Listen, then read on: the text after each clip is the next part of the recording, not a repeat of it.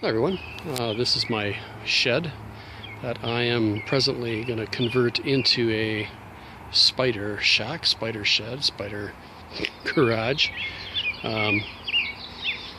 Basically your 8 by 10 vinyl shed. The spider will fit in it, but getting it through the door can be a little tricky, especially when the door's on the side like this. That's where it used to sit, and we put it on these PVC pipes and rolled it out into this spot, and eventually it's going to go into a spot over here on this side of the yard.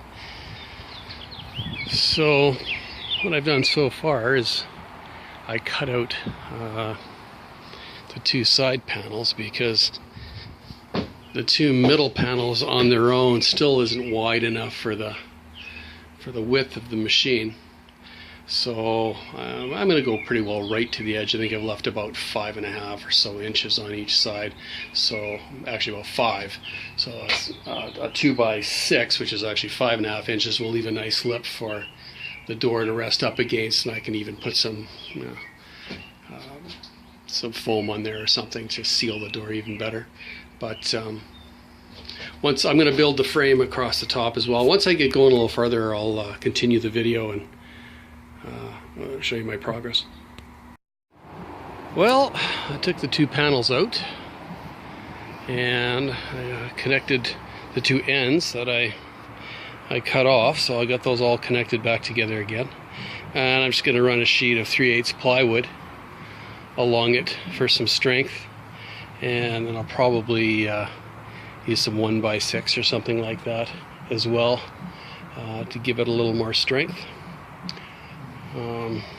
I'm not sure if I mentioned before, I used 2 by 6 inside and 1 by 6 on the outside, and I added another angle piece of an angle bracket up top there, and I anchored it onto the floor as well.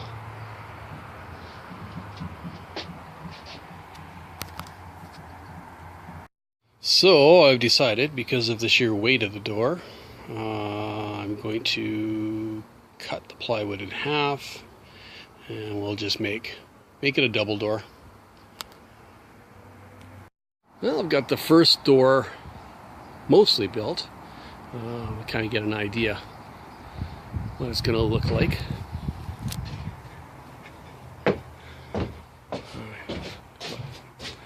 On the inside here.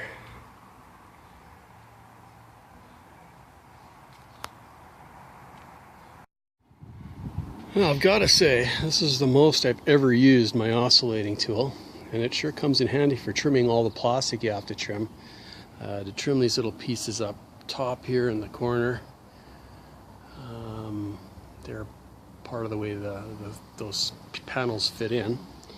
Plus trimming off the bottom tabs that used to fit into these holes here. You can see that at all.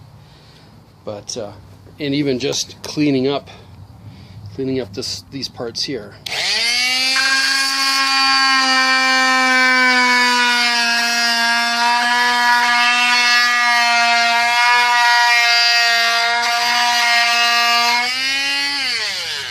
You know, just clean that up, making that look a little better. But good tool to have for this. Got both doors on. They're not finished, but they're on. They seem to close okay. Of course, I had to shim the shed a little bit just to get them to close nice and easily.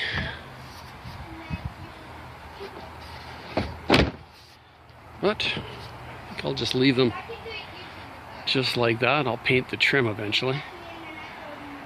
But I think what I'll do, instead of putting a lock on those doors, I got a door here anyways on the side, and I can get into that. I think I'm just going to use some slide pin locks up in the top and the bottom. And that should work just fine. Well, I decided to see if it would fit in there today, and well, it did. It actually looks pretty good in there. Yeah, I only got about 6 or 8 inches from the back and 6 or 8 to the nose, but I think what I'll do is I'll probably just screw a 2x4 into the floor in behind the wheel there, and then I could just back up to that. That'll be simple. But a very functional shed now.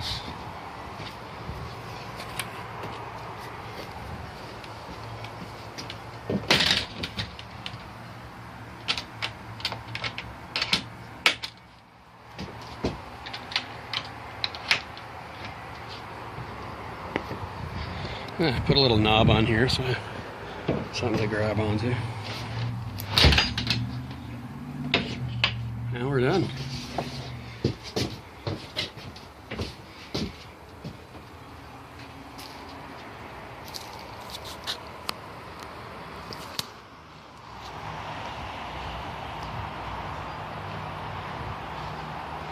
Really, all that's left to do is just paint that trim the same color as the darker colored trim that's already on there.